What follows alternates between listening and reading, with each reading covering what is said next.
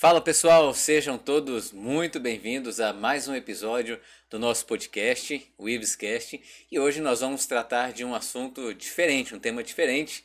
Nós vamos falar hoje do esporte aqui no nosso estado de Rondônia, mais precisamente do futebol, e para isso nós convidamos para fazer parte deste programa de hoje o técnico do Gazim Porto Velho, nosso amigo Paulo Eduardo, que veio aqui contar para nós um pouco da sua trajetória, um pouco do seu trabalho e comentar também sobre esse grande feito que é levar o Porto Velho, a Locomotiva do Norte, à próxima fase da Copa do Brasil. Paulo Eduardo, seja muito bem-vindo aqui ao nosso podcast, é uma satisfação tê-lo aqui hoje para falar sobre o esporte que a população de Porto Velho, né, é apaixonada por futebol e agora está ainda mais feliz com a Locomotiva do Norte avançando uma etapa aí na Copa do Brasil. Muito obrigado, Ives. É satisfação toda minha estar aqui contando um pouco da história da Locomotiva do Norte, do esporte aqui em Rondônia, né, dos feitos, das dificuldades que a gente passa, mas vai ser boas histórias contadas, né, e os nossos telespectadores vão ficar muito felizes. Que bom, beleza. Fique ligadinho aí. Não se esqueça de se inscrever no nosso canal para sempre estar recebendo todas as novidades.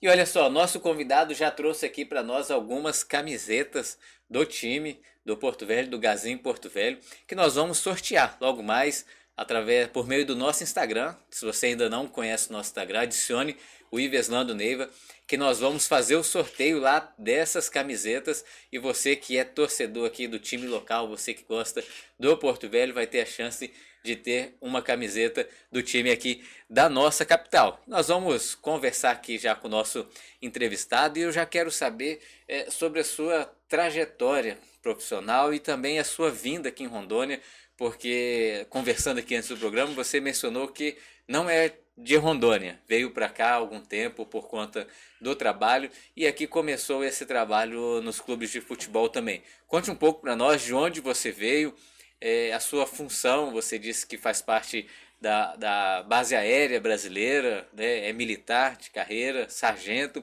e você pode dizer um pouco para nós de onde você veio, como que foi essa vinda para Rondônia e o que você tem achado aqui do nosso estado. Legal, vamos lá. 30 de janeiro de 2014, fui transferido pela Força Aérea Brasileira para servir aqui na base aérea de Porto Velho, como terceiro sargento, sou sargento da área administrativa. E chegando aqui, conheci várias pessoas, né? Sim.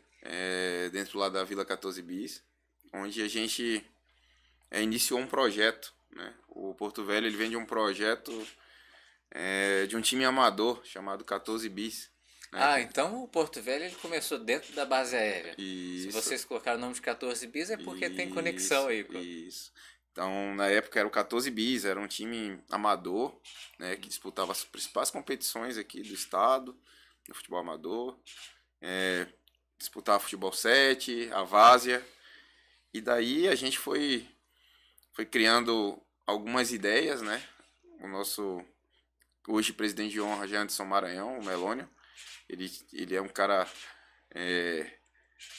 muito... Que sonha muito alto, né? Um cara que ele tem umas ideias assim que a gente fala, cara, tu tá louco, cara. Mas esse projeto começou em 2014, então 2015. Isso, 2014 quando a gente chega e 2015 a gente começa o projeto, né? De projeto social também, escolinha. E aí o 14 Bis ele foi criando uma estrutura, a gente pegou os próprios militares da base aérea, né, que jogavam futebol na época, treinava. A gente fazia treinos, eu na época até jogava, né? Eu fazia a faculdade de educação física na época, estava me formando. Já tinha jogado também, né, lá em Recife, no Campeonato Pernambucano, nas categorias de base. Já tinha passado então pelo futebol profissional, já sabia como funcionava? Futebol de base. E aí a gente brincava ali, era mais uma brincadeira, né? E depois as coisas foram ficando sérias. Até que em 2018 a gente consegue profissionalizar, né?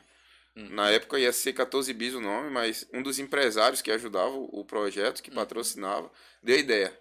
Cara, o Porto Velho, o time precisa de um time que carregue o nome da cidade, né? Então, ainda não tinha, né? Não tinha. Já tinha Antes teve um time em Porto Velho, na época do futebol amador, né? Era Porto Velho, Esporte Clube Porto Velho, se eu não me engano, né? E a gente foi e formou Porto Velho Esporte Clube.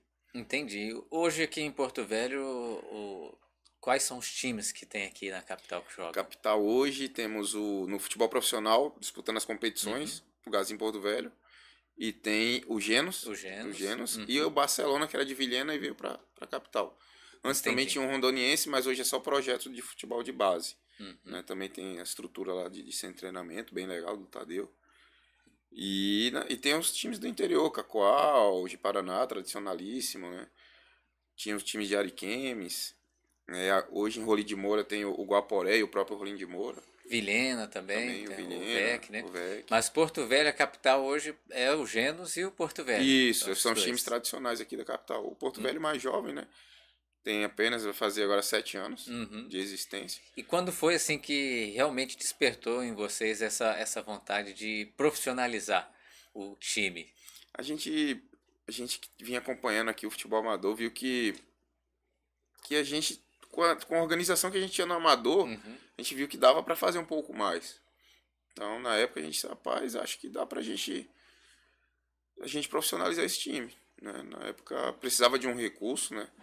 Foi quando os empresários, o Jetson, né? Que era o dono do uniforme, que se prontificou a patrocinar o projeto junto com o Meloni. E aí profissionalizaram o time em 2018, né? Primeira competição do clube foi o futebol feminino. Eu, na época, tinha passado pelo Genos, né? Na comissão técnica, em 2 temporadas, como auxiliar e como treinador. Tinha acabado a faculdade também, vinha fazendo alguns cursos da CBF. E aí eles falaram, vai ser você. Né? Tem que ser você porque a gente não vai contratar ninguém agora de início e você é do projeto já. E a gente iniciou o projeto, foi campeão naquele ano do futebol feminino já. Em 2019, de 2019 a gente vira a chave já pro profissional. Um time mais local da cidade, contratou alguns jogadores que a gente via que a gente tinha potencial financeiro para contratar. E a gente fez um campeonato bem legal, assim, pro primeiro ano. E né? foi o que? A disputa do campeonato estadual aqui? Isso. Chegamos nas semifinais no primeiro ano. E daí o clube só veio a crescer, né? Estruturamos, né? Hoje o clube está bem estruturado. Tem a Gazin também que chegou para ajudar no projeto. Hoje o Gazin Porto Velho é tetracampeão estadual, tá brigando esse ano pelo pentacampeonato. Tetracampeão. Já ganhou Seguido? Não, 2 anos seguidos. Aí 2020 e 21. Aí 22 não ganhou. Aí 23 e 24. Tá, e você teve uma breve passagem também pelo futebol feminino. Né? Teve ali em Ariquemes, com o time Real Ariquemes. Isso. E como foi a saída lá para Ariquemes? Inclusive, levou o Real Ariquemes para a primeira fase do Campeonato Brasileiro, é isso mesmo? Isso. E no Real Ariquemes também, eu era do Porto Velho, como eu tinha trabalhado no futebol feminino, eu recebi essa proposta na época para fazer uma junção lá para a gente tocar o projeto, né? E naquela época eles oferecendo trazer a estrutura para cá, como eu sou militar, eu não daria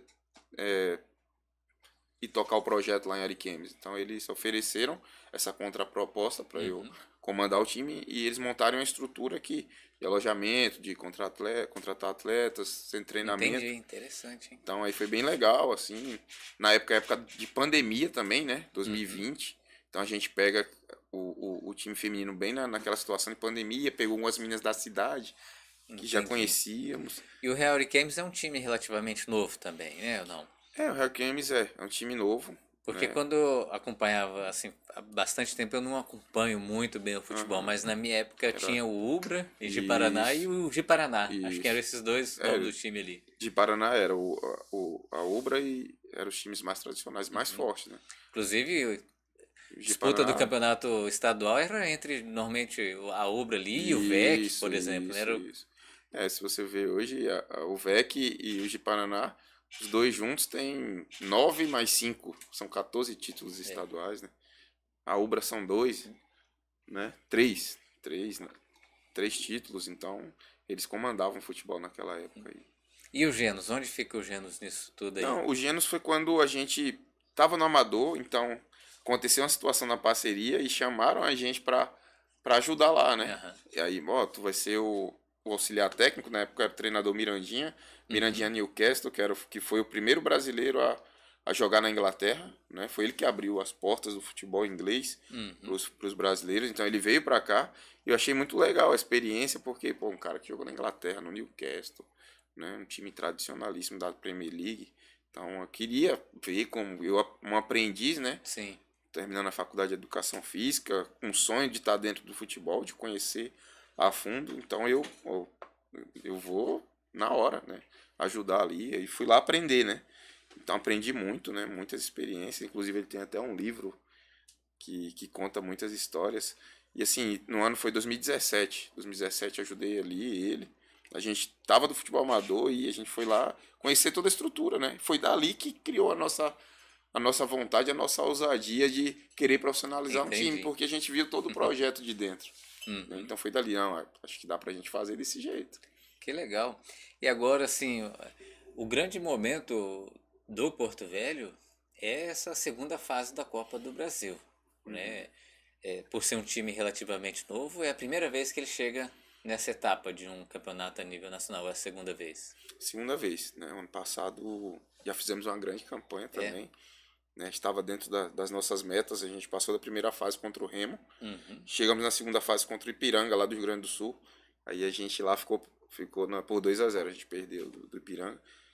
Esse ano nós estamos mais maduros, né? Nossa equipe já está mais madura, mais cascuda, né? Teve contratação nova? Várias contratações, conseguimos contratar, e aí fizemos um grande jogo contra o Cuiabá, né? Só para você ver, o ano passado o scout, a gente fez um scout, nosso goleiro Digão defendeu 35 finalizações a gol. A gente tinha feito um gol 1-0, depois foi um sufoco total e graças a Deus a gente passou. Esse ano contra o Cuiabá também, um time de Série B, a gente tomou 2 finalizações. Então defensivamente, esse ano a gente teve uma estrutura muito melhor em relação ao passado, né? E são 2 equipes que se equivalem, que tem grandes jogadores, que tem grandes investimentos. Também fizemos um jogo perfeito de Copa Verde contra o Paysandu agora há pouco. E como que funciona? São 2 jogos ou é um jogo apenas? Na primeira e segunda fase, um jogo. Então foi lá em Cuiabá ou foi aqui? Não, foi aqui. Foi aqui. O Cuiabá veio aqui. Sofreu aqui. Aqui é difícil jogar. A torcida vai pro estádio e faz um movimento ali, consegue colocar uma pressão em cima. Com certeza. Faz a diferença na hora do jogo. Faz. Aqui a torcida, são 3 coisas. Torcida, o campo, que é diferente, o gramado. Não é uma grama de arena, é uma grama mais antiga, aquela batatais, né? Uma grama mais pesada. Então, esses jogadores mais técnicos sentem dificuldade, né? Torcida, campo e clima. São 3 coisas aqui que faz a que diferença. Os visitantes sofrem. Visitante sofre. E o Porto Velho já conseguiu conquistar uma torcida boa, porque é um clube novo, né? Relativamente novo, igual você mencionou. Já tem uma torcida boa aqui na capital? Sim, assim, só por levar o nome Porto Velho, o nome da capital, criou uma identidade, né? Então, as pessoas se identificam com o nome. Sou torcedor do Porto Velho, eu moro em Porto Velho. Então, realmente, assim, a média de público ano passado, os jogos de competições nacionais sempre superando as nossas expectativas. E a rivalidade com o outro time local aqui, com o Genos? Existe essa rivalidade ou o Porto Velhense torce pro Genos e pro Porto Velho ao mesmo tempo? Não, o Genos tem uma torcida fiel também. Tem uma rivalidade grande. Inclusive, a gente perdeu para eles agora no campeonato estadual. Assim, eles criaram um clima de guerra ali, de clássico mesmo, né? Foi bem legal, assim. Legal, hein? A gente foi superado, assim, a gente superou as expectativas em relação ao jogo, né? A gente não esperava, eles vieram bem motivados, assim, pro jogo. E tá rolando ainda o campeonato estadual? Sim, estamos na 6ª rodada. São 12 rodadas agora no início. Aí Pontos corridos? Isso. Aí classificam os 4 primeiros para as semifinais. Aí tem um quadrangular e depois as finais. E como que funciona a classificação para a Copa do Brasil, por exemplo? A Copa do Brasil funciona pro campeão. O campeão do estado tem a vaga da Copa do Brasil. Hoje o ranking da CBF só dá uma vaga para cá, né? Então, a gente passando das fases das competições, fazendo grandes campanhas, pode ser que nosso ranking aumente em relação à federação e à clube, e mais pra frente a gente consiga mais uma vaga.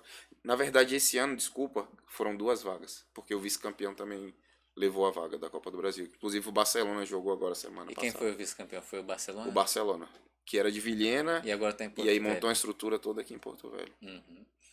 Entendi. Então o Porto Velho tá aí com. Rondônia tá com 2 times na Copa do Brasil e o Barcelona avançou a etapa ou não? Não. Perderam de Não, 4-1 do Nova Iguaçu. Nova Iguaçu do Rio de Janeiro. Ah, então agora as atenções todas do rondoniense vai para o time de Porto Velho. Isso. E o próximo jogo é contra quem? Então, o próximo jogo na Copa do Brasil é contra a equipe do Capital de Brasília.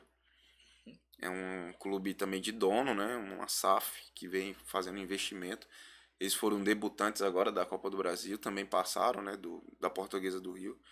E acredito que vai ser um grande jogo, né? Lá eles têm um campo, um caldeirão, uma arenazinha pequenininha que eles conseguem trazer público bastante e deixar um jogo bem. Aí o jogo bem é só lá, encalorado. não vai ter jogo É aqui só um de jogo, retorno. um jogo só de ida. Aí a próxima fase já é ir de volta. Mas aí já entra as equipes de Libertadores, as equipes ali da ponta do Campeonato Brasileiro, Flamengo, Ó, Corinthians. já pensou? Vocês avançarem aí essa Caramba. fase e vir um time desse grande aí Isso. pra cá? Tá dentro da nossa realidade. Eu não sei se na terceira fase nós conseguiremos mandar o jogo aqui. Por conta da estrutura de estádio que a gente não tem ainda, né? Entendi. A lotação que é necessária para uma fase de Copa do Brasil dessa. E já tem data pra esse jogo? Tem. Para a segunda fase agora a gente joga dia 12, lá em Brasília. 12 de março. Como é que o pessoal vai fazer pra acompanhar? É transmitido isso aí em algum lugar? No YouTube? Isso. Televisão? A CBF, quando libera os direitos de imagem, né, elas deixam o clube fazer as transmissões e também eles fazem as transmissões na Sport TV, né, nas TVs aí que compraram a competição. Entendi. Aqui dentro de Rondônia, você mencionou alguns times aí, e o interior do estado. Quais são os times que hoje estão participando nessa disputa do campeonato estadual? Você mencionou que de Paraná tem time, Cacoal, Vilhena. Tem outros municípios que também estão nessa disputa? No ano de 2025, do Cone Sul pra cá, né, vamos lá, Vilhena, aí vem o Guaporé, Rolim de Moura, aí tem Ji-Paraná e 3 na capital, são 7 times. 7 times? Genos, Barcelona, Porto Velho. Pouco time ainda, São né? 7 times. Pouco time. Para estadual já chegou a ter mais de 10 equipes aqui. É difícil essa situação de profissionalizar o futebol? O que envolve nessa área aí para conseguir tornar um time profissional e participar desses campeonatos?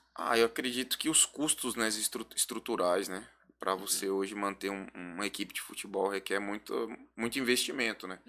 Porque você vai contratar pessoas, né? É toda a estrutura, não só comissão técnica, são jogadores, são staff, é o pessoal da cozinha, o pessoal da lavanderia, então o empresário do futebol hoje ele tem uma demanda muito grande, né? Então ele tem um custo muito alto o investimento muito alto, ali. E a gente falando assim na questão da remuneração do profissional, dos jogadores de futebol aqui em Rondônia, essa remuneração gira em torno de que aproximadamente?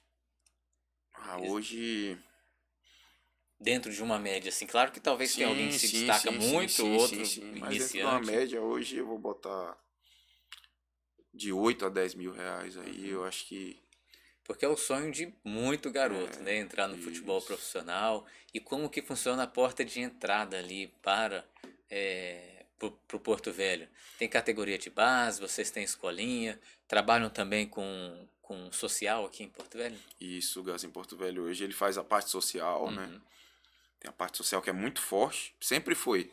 Desde o início, quando a gente era projeto amador, a gente já tinha esse cunho social. Mesmo lá dentro do 14 bis, vocês levavam a gente garotada? levava pra gente, tinha um projeto de escolinha lá, a gente ia nos bairros, nas épocas de Natal, de Páscoa, levar brinquedo, levar ovo de Páscoa. Também tinha, hoje já tem as escolinhas mesmo, credenciadas do clube, né, os projetos que são pagas, né. Tem os projetos das categorias de base que a gente está engateando ainda, mas já jogou Taça São Paulo, vai jogar a Copa do Brasil Sub-17 agora, já disputou a Copa do Brasil Sub-20. E como foi a participação do Porto Velho lá na Copa São Paulo? esse ano ganharam um jogo do Rio Branco, não conseguiu classificar, né? Tiveram um jogo contra o Corinthians, mas foi um jogo bom. Eu acho que dentro das nossas limitações conseguimos entregar em relação à performance uma entrega boa.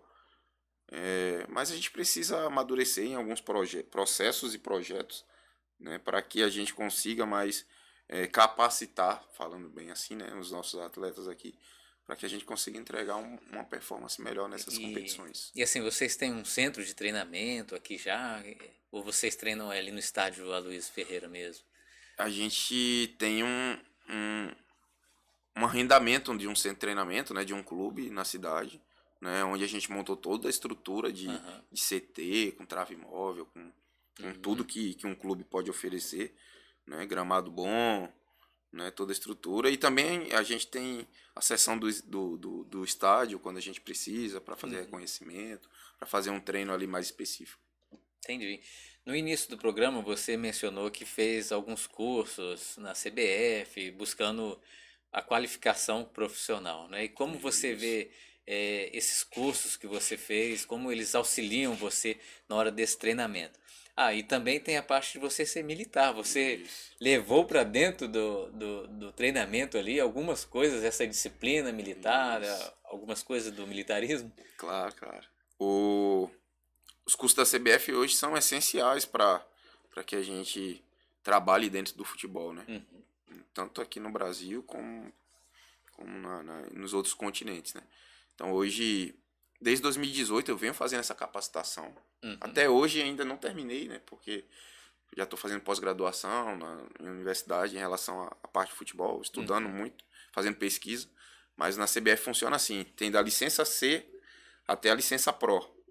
Então eu fiz a licença B. Isso significa que se você tem licença C, só pode jogar até a série C, alguma coisa nesse sentido? A licença C, a licença C é para trabalhar com escolinha. Então é um processo, escolinha, licença C, licença B você trabalha nas categorias de base, a licença A no futebol profissional a nível de Brasil e a licença Pro a nível mundial, né? Se tiver homologada. E você tem todas essas licenças? Tenho todas. Desde 2018 eu não parei. Então tá bem qualificado aí. Se o time for avançar em etapa, pode permanecer o técnico. Pode. E ainda estou fazendo, eu ainda faço uma pós-graduação em futebol lá na Universidade Federal de Viçosa. Estou terminando aí minha parte de pesquisa. Que essa faculdade ela é referência em futebol no Brasil. Onde sai a maioria das pesquisas aí relacionadas ao futebol. Interessante, né? E assim, as pessoas que acompanham o futebol, às vezes tem aquele sonho de ser jogador profissional, mas tem uma visão totalmente diferente do que é realmente treinar para o futebol profissional, né? O tipo de exigência ali é muito grande, exigência principalmente física do treinamento. E quais aspectos que você acha assim que o jogador precisa ter, essas crianças que têm o sonho, os adolescentes que têm o sonho de entrar para o futebol profissional, o que elas precisam fazer para poder estar se capacitando para realmente jogar no profissional? Então, o futebol de alto rendimento a gente trabalha através de 4 vertentes, né? A física, tática, a técnica e a psicológica. Então a gente estuda todas essas áreas, né, para que a gente consiga capacitar os atletas, né? Para as crianças a gente sempre recomenda brincar. Ele está brincando, ele está tendo o estímulo do futebol, né? O estímulo bom, né? Tomando água limpa, ele vai com certeza chegar num momento que ele vai sair daquela fase de brincar para a fase de formação, né? E aí já na formação, com uma boa formação, se ele tiver dentro de um local também que consiga entregar um material, um produto bom para ele, ele vai conseguir chegar, né, ao alto rendimento. Aí no alto rendimento já parte de lapidar, né?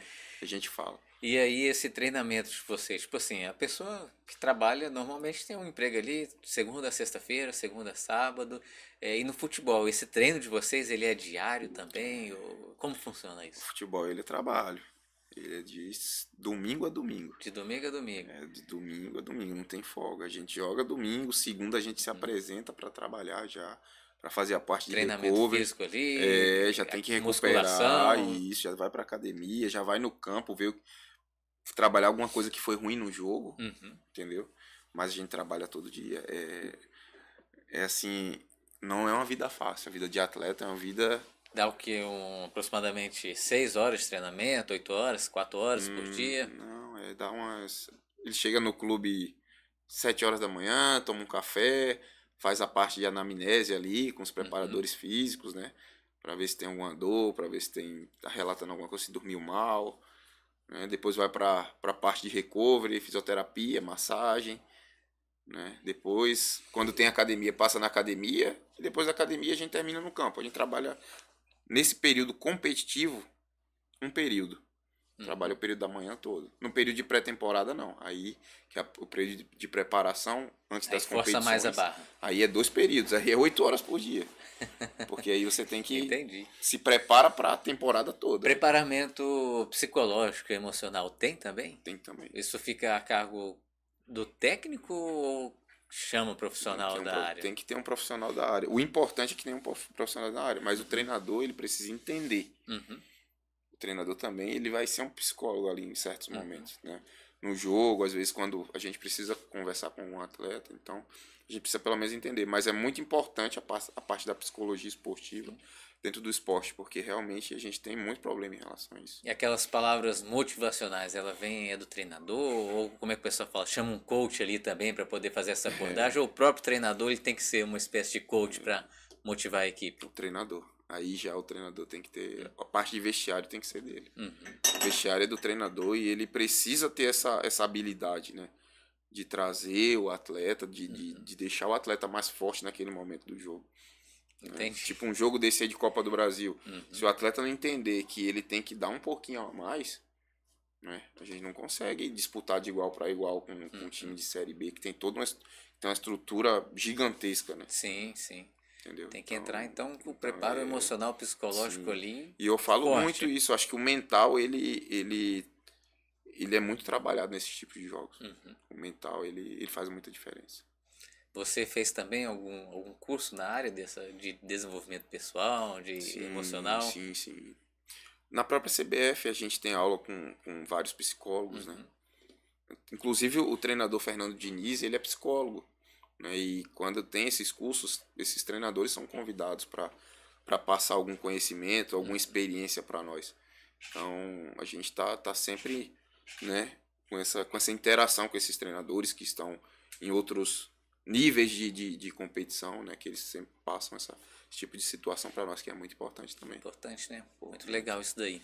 E em relação às suas influências dentro do futebol, quem são as pessoas que você tem se espelhado ali, buscado aprender para poder tá levando esse projeto adiante?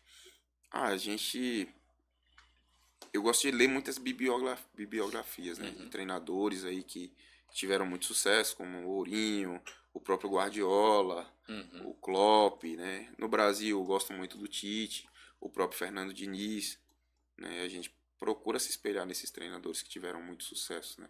Entender por que ele teve sucesso, da onde ele veio, né? O que é que ele fez ali para chegar.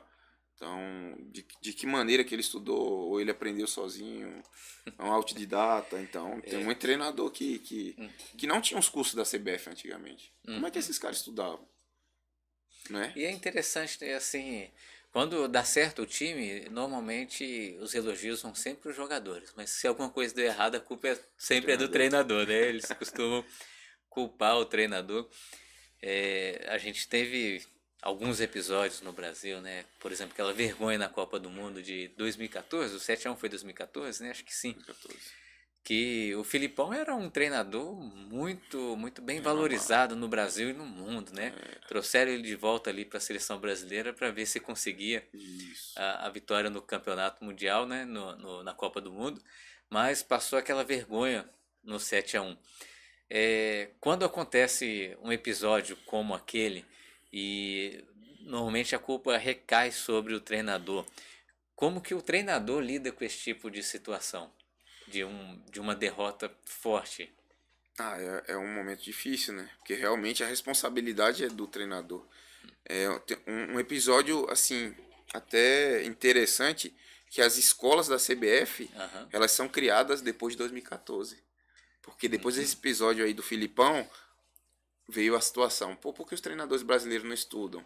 Portugal já está estudando há quase 50 anos, já tem tantos livros, e os treinadores brasileiros, eles não sabem como são formados. Ninguém escreveu nada.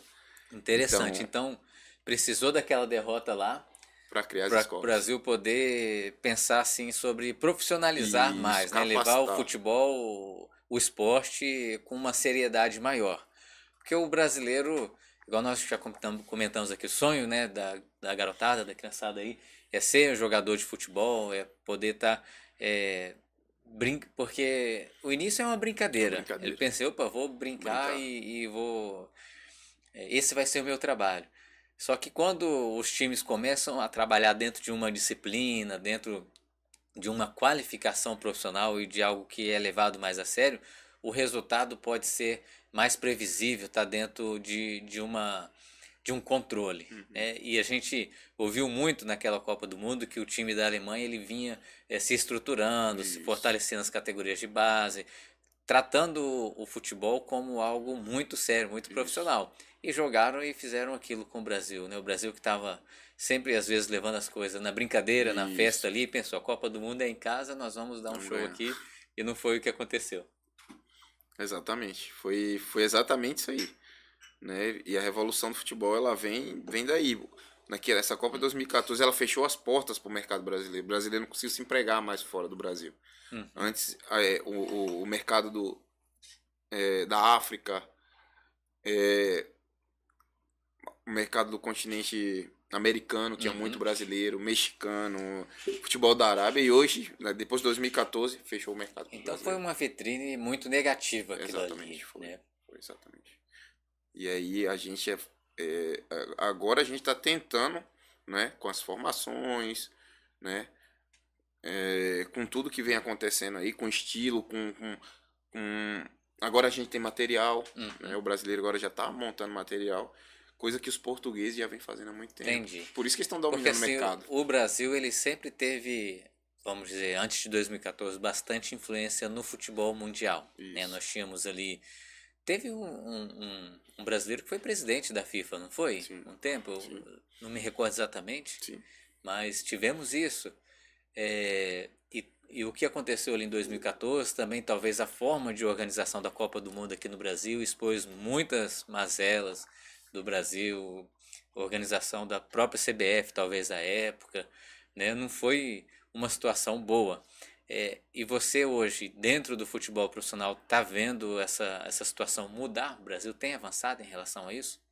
Sim, eu acredito que essas mudanças foram benéficas, né? A estrutura da CBF mudou muito depois disso aí, né? Já passaram outros presidentes, né? E eles vêm com uma situação diferente, né? Em relação à estrutura, em relação as competições melhoraram muito. Como que é feito, por exemplo, a escolha do presidente da CBF? Eles têm é uma votação? Uma votação interna entre as federações. Entre as federações. Cada estado tem uma federação? Federações e clubes. Cada estado tem uma federação. Só que o voto da federação vale 3 pontos. Então, só as federações elegem o presidente. As 27 federações. Se as federações estiverem unidas em torno de um nome... E o clube só tem 1 ponto. E só são clubes de Série A e Série B. E 40 pontos, 40 clubes. E as federações têm 81 pontos. Tem rivalidade ali dentro ou normalmente é tranquilo? As federações definem quem vai ser o presidente? Tem. A questão política dentro da CBF ela é muito pesada. Ela existe. Ela é grande. Tem as federações que tem o seu grupo, né? O seu presidente. Aí, inclusive até o Ronaldo está tentando entrar aí num projeto para tentar ser o presidente da CBF. Está buscando apoio de algumas federações. O Ronaldo Fenômeno. Que jogava muito no Corinthians. Isso. E ele está tentando, ele está fazendo uma movimentação para tentar primeiro conseguir apoio das federações, que ele só consegue se candidatar se as federações aprovarem. Ele é um peixe grande no jogo aí, né? Ele é um gestor. Ele é dono de time ainda ou não? Só do Valladolid, né? Ele vendeu o Cruzeiro da Espanha. Ah, tá. Então ele não tem time aqui no Brasil. Não, só tinha o Cruzeiro. Mas agora ele está tentando entrar dentro da CBF. pode ser algo positivo, né? Então, assim, com a experiência que ele tem. Ele tem, eu acredito que ele tem apoio de algumas instituições. Né? É uma figura importante para nós, né? Tem uma boa situação assim em relação ao futebol, entender o projeto do futebol, né? E aqui em Rondônia, está crescendo o apoio ao esporte, ao futebol? O que você enxerga? Você mencionou que o Gasim Porto Velho é um time privado, né? De dono privado. E como que você vê, por exemplo, o crescimento do futebol aqui em Rondônia? É algo que depende mais da iniciativa privada ou é algo que ainda depende do poder público, do governo do estado, das prefeituras estarem incentivando o esporte? Eu acredito que se todo mundo tivesse interligado, o futebol de Rondônia estaria muito melhor. Né? Em relação à estrutura de estádios, a gente ainda tem muita dificuldade em relação a isso. Né? A própria federação ter um diálogo melhor, né? Com o governo do estado, principalmente, né? Porque muitos estados têm apoio do governo do estado. A gente está aqui do poder público, a gente está aqui do lado Cuiabá, né? Mato Grosso. Então, o governo do estado do Mato Grosso, eles apoiam muito o campeonato estadual, fortificam, estruturam a própria arena, né? Lá em Cuiabá. É uma estrutura gigantesca, né? Para ter eventos em relação ao futebol. Aqui a gente não tem uma estrutura apropriada ainda para receber 20 mil pessoas. Se tiver um jogo de 20 mil pessoas, a gente infelizmente não tem. O estádio aqui comporta quantas pessoas para assistir ali? 2.700 sentados. 2.700 sentados. É pouca gente? Demais. Mas tem lotado assim? Quando o Porto Velho joga, tem lotado? Tipo agora no jogo da Copa do Brasil, o laudo só foi liberado para 2.700, a CBF rejeitou. Vai ter que fazer um laudo complementar para mais 1.300 pessoas em pé, porque a quantidade mínima para esse tipo de fase da competição tinha que ter 4.000 pessoas. E lotou. Não tinha lugar para ninguém. Interessante, né? Eles compram a ideia, eles vão ao estádio. A gente vê que fora do país, quem movimenta mesmo o futebol é a iniciativa privada. Né? Os grandes clubes, eles têm donos mesmo. O investimento é altíssimo, milionário, né? Grandes estádios, grandes jogadores ali e tudo mais. Mas aqui em Rondônia isso aí está engatinhando ainda, né? A gente vê que, por exemplo, o Porto Velho está recebendo bastante apoio do Gasim Porto Velho. Você mencionou que agora o nome é Gasim Porto Velho, o nome do time. Isso aí mostra já também a iniciativa privada acreditando nos times e vendo que isso aí pode trazer um resultado financeiro também. Né? A gente vê que os grandes times têm grandes patrocinadores, né? E esses grandes patrocinadores acabam ajudando o time a se fortalecer, ter a contratação de jogadores que têm um potencial maior e levando o time a mais evidência. Né? Mas por falar em evidência, no Campeonato Brasileiro, por exemplo, o Porto Velho ele está em que categoria, que divisão ali? Então, o Porto Velho hoje está na Série D, inclusive até saiu a tabela essa semana, ontem, né? A gente vai jogar com os times do Centro-Oeste. Série D, no caso, são 4 divisões, divisões. Então, é a primeira vez que joga o Campeonato Brasileiro ou não? Não, a quarta vez. O ano passado a gente ficou a um jogo de subir para a Série C. A gente perdeu para o Itabaiana nos pênaltis, o Itabaiana subiu. Foi doloroso assim pela campanha que a gente fez, foi uma baita de Foi no ano passado? Nossa equipe ano passado, os jogadores compraram a ideia do projeto. E o que faltou? O que você pensa que faltou para conseguir atingir esse objetivo de acesso ao CSC? Eu acredito que assim, a gente esse ano tá mais maduro, né, para competição. Mas assim, é a primeira vez que a gente chega num nível nessa fase da competição, então é tudo novo para nós, né? As viagens longas, a gente tem muita dificuldade com essa malha aérea aqui, né? A gente passa um dia viajando, para nós essa logística é muito ruim, né? Eu acho que isso pesa nessas fases de competição, e daqui para o Nordeste, então passar um dia viajando para fazer um jogo difícil. E se vai um dia ou 2 dias antes, aí aumenta a despesa em relação à hospedagem e tudo também, né? Em relação a isso, até a CBF paga tudo, É? né? A CBF tá toda a estrutura de hospedagem, Ah, que bom, hein? de passagem aérea, de alimentação. Então, o clube ele não tem custo nas competições nacionais.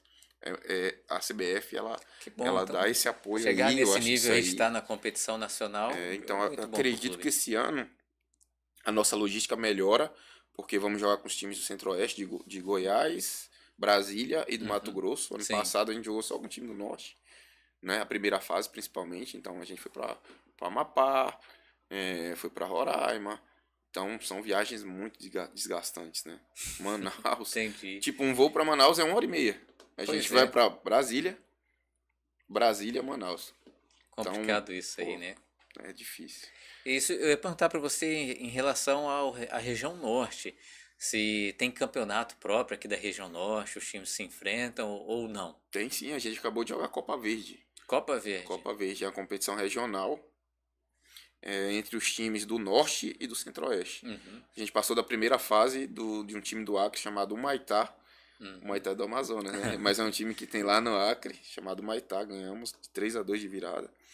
E aí nos habilitou a jogar a segunda fase contra o Paysandu. Paysandu, a gente que já jogou. foi um time grande. Como é que tá o É um Paysandu? time da Série B hoje, né? Tá na Série B. Mas já jogou Libertadores. Lá na Label Boneira contra o Quando Boca Juniors. jogava Ronaldinho Soccer 98 no Super Aí Nintendo, tinha, tinha era. lá Paysandu. Verdade, bem lembrado. Jogamos contra o Paysandu, empatamos lá com o time de Série B. Dentro da casa deles, lotado o estádio. Nos pênaltis, fomos pros pênaltis. Nosso goleiro pegou 3 pênaltis ainda. Pegou 3 pênaltis. 3 pênaltis. Inclusive aqui também no jogo do contra o Cuiabá ele pegou 3 pênaltis. Tem que valorizar esse goleiro. Esse cara aí, tá bom, né? O Digão, ele é hoje ano passado também fez um grande campeonato. Qual que é a idade dele? O Digão deve ter 27 anos, mas é um cara que jogou no Flamengo, jogou na Ponte Preta, foi base do Flamengo, base do Essa é a camisa dele aqui. a camisa dele aí. O Digão é uma figura. Deve ter quase 2 metros de altura. Deve ter bastante gente já fã dele aqui. Hoje ele é uma figura assim representativa da equipe. Ele, o Emerson Bacas, né? Tem alguns jogadores aí que já tem uma representatividade muito forte com a equipe. O Maurício, que é o nosso capitão. Que legal, desde o primeiro título, o cara tá aqui passou em todos os títulos. 20, 21, 23, 24, tá na temporada 25 de novo. Então, tem alguns atletas aí, o Bala, Então você Renan. tem um time que já está com você há algum tempo caminhando junto ali, essas pessoas. Então, quando eu saio do projeto, né? Fiquei um pouco fora do projeto. Esses atletas já estavam no clube quando eu saí. Agora, quando eu volto pro projeto em 2023, eu não voltei como treinador. Quando eu volto a sair do Real, do feminino, eu disse, tô livre no mercado, os meninos me chamam de novo para participar do projeto. Aí ele falou, você vai ser o auxiliar da casa, porque já temos um treinador. E eu não queria naquele momento, eu disse, rapaz, eu preciso dar um passinho para trás. Eu preciso descansar um pouco, eu tive algumas temporadas muito desgastantes. Principalmente 2023 com o feminino foi muito desgastante para mim. Então eu disse, Mas você levou o futebol feminino à primeira divisão. Primeira divisão, a elite do futebol brasileiro. Foi a única equipe do estado de Rondônia a jogar a elite de uma competição nacional. Lá? O Real Ariquemes continua lá? Não, o Real Ariquemes ele teve um problema no ano passado, ele acabou parando com as atividades. Ele teve um problema de trabalhista, né, com atletas, né? Então ele parou o projeto, tanto no feminino como no masculino. Tá até na justiça aí resolvendo as situações. O clube foi vendido, se eu não me engano. Interessante. Então agora você aí com o time de Porto Velho, avançando na Copa do Brasil, jogando na Série D, expectativa da Série D para vocês conseguirem estar próximo ali da classificação, se classificar para a Série C. Tem essa expectativa para esse ano? Tem, tá dentro das nossas metas, né? A gente, antes da competição, nós traçamos as metas, né? Tipo, a gente traçou a meta que tinha que passar da fase da Copa Verde, passamos. A primeira fase da Copa do Brasil, passamos. E tudo isso é 2025 já? 25. E a meta esse ano é a gente buscar essa Série C. Essa é a meta prioritária? Não, a meta sempre principal que a gente fala, que habilita as competições nacionais, é ganhar sempre o estadual. O estadual é a nossa principal competição. Porque a gente ganha no estadual, a gente tá habilitado a jogar todas as competições. Copa Verde, Copa do Brasil e Série D. Entendi. Então, se não ganhar o estadual, o ano que vem pode ser que... Entendi. Então, é a principal meta. Então, e aqui já levantou, então, uma disputa grande com o Genos. Essa rivalidade já tá porque grande. É dois times da cidade, né? Então, querendo ou não, tem uma rivalidade. Cria um clima de clássico, né? Uhum. Então, isso é legal, isso é bom pro futebol. Como é que o pessoal chama a torcida do Porto Velho? Locomotiva do Norte. Locomotiva do Norte é o nome da torcida. Tem uma torcida organizada. Tem aquela torcida que é, como é que genocídio que eles chamam. Não, aqui temos a torcida organizada, que é a Locomotiva Fantasma, né? Que aí a batuqueira deles lá é bem legal. Eles estão em todos os jogos, né? São bem interativos, assim, como torcedores, né? São fiéis, como a gente fala. Uhum. E você chegou a Rondônia em 2014 e em pouco tempo se tornou uma referência para o futebol rondoniense, né? Com grandes conquistas. E o que significa para você ser uma referência aqui em Rondônia no futebol? Você já se sente, assim, rondoniense, apaixonado aqui pelo estado? Sim. Eu vim aqui para ficar 4 anos, né? Uhum. E aí já tô 11.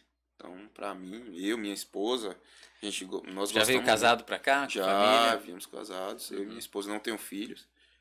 Mas ela também trabalha aqui, ela gosta muito da cidade, eu gosto muito da cidade também. Já me sinto um cidadão rondoniense aqui, porto-ovelhense, né? Tenho muito orgulho de estar aqui, tá? A cidade cresceu muito desde quando cheguei aqui, desde 2014 para cá. A gente viu muitas mudanças, né, estruturais aí, então eu não pretendo ainda sair daqui. Né? Graças a Deus eu venho fazendo o meu trabalho em relação ao esporte. Sim. Acho que é um trabalho que vem tendo uma relevância importante. Né? Porque no feminino, quando a gente tinha um projeto, a gente pegava as meninas do interior do estado, novinhas, assim, que tinham 15, 14 anos, trazia para dentro do projeto, formava, e hoje as meninas tem uma no São Paulo no futebol profissional, tem uma jogando no Palmeiras, que é lá de Extrema. Lá de Extrema, longe pra caramba. A gente trouxe a menina pra cá, formou, deu oportunidade dentro das competições que a gente tinha acesso. A menina foi vista, hoje tá no Palmeiras, no profissional. Como que vocês encontram esses jogadores, esses talentos? Então, na época, no futebol feminino aqui, era muito forte na época, né? Nosso projeto era muito bom. Então todo mundo via, caramba, o Real Games, vamos tentar levar as meninas pra fazer um teste lá. Então, de vez em quando aparecia alguém do interior, né, com os pais, minha filha, tal, eu disse, pode trazer. A gente trazia, quando dava para ajudar em relação à estrutura, vamos alojar aqui, deixar ela treinando, né, vamos ficar essa temporada com ela para ver se a gente consegue encontrar alguma situação. E assim, o bom do projeto, o meu maior orgulho no projeto hoje foi isso. Porque as meninas daquela época que vieram trabalhar comigo hoje estão bem. Estão bem sucedidas, né? Então, a Gisele tá no Palmeiras, a Késia tá no São Paulo, a Bia, que é lá de Ariquemes, tá na Ferroviária. Tinha uma menina lá de Cacoal, que tava no Vitória, da Bahia. E elas mantêm contato com você, reconhecem, inclusive, né? já foram convocadas para a Seleção Brasileira Sub-20. Então, isso aí, a gente fica, quando vê essas conquistas, a gente, nosso trabalho teve... Tá dando certo, né? Tá valendo a pena, né? E a gente agora no futebol profissional também, a gente vem observando alguns meninos locais, né? Do interior da cidade. Inclusive, no último jogo, eu estreiei um garoto de 17 anos, Samuel, aqui da cidade. Então, com personalidade, vem treinando. E a gente vê que ele vê futuro no garoto, né? Então, a gente tá aqui para isso também, né? Para deixar legado. Entendi. Isso o é legado, bastante interessante, né? E por falar em legado, como é que você projeta a sua carreira profissional nos próximos anos, né? Tem alguma aspiração ou meta profissional que você queira atingir? Tem sim.